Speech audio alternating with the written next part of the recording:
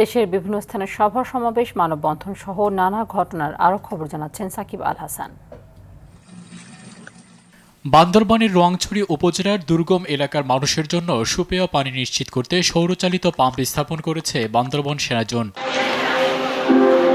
জুলাই গণ অভ্যুত্থান দিবস উদযাপন উপলক্ষে যশোর জেলা তথ্য অফিসের উদ্যোগে চলচ্চিত্র প্রদর্শনী হয়েছে।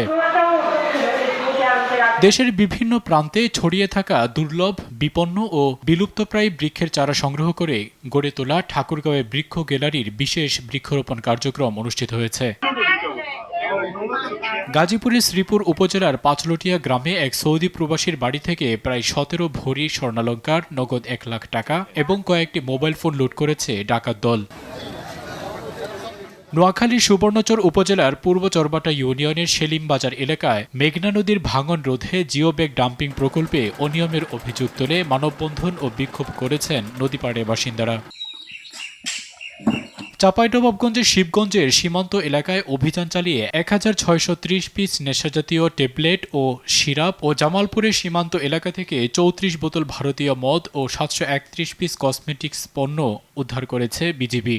এদিকে যশোর সীমান্তে চোরাচালান বিরোধী অভিযানে প্রায় ৫.৫ লাখ টাকা মূল্যের ভারতীয় বিভিন্ন পণ্য জব্দ করেছে বর্ডার গার্ড বাংলাদেশ বিজিবি।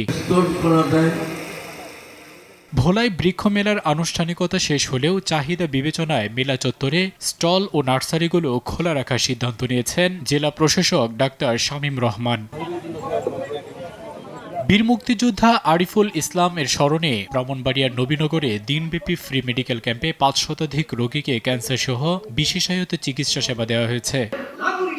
ভোলায় ইসলামী আন্দোলন বাংলাদেশের নতুন করে জেলা কমিটি ঘোষণা করেছেন সংগঠনটির কেন্দ্রীয় মহাসচিব গাজী আতাউর রহমান।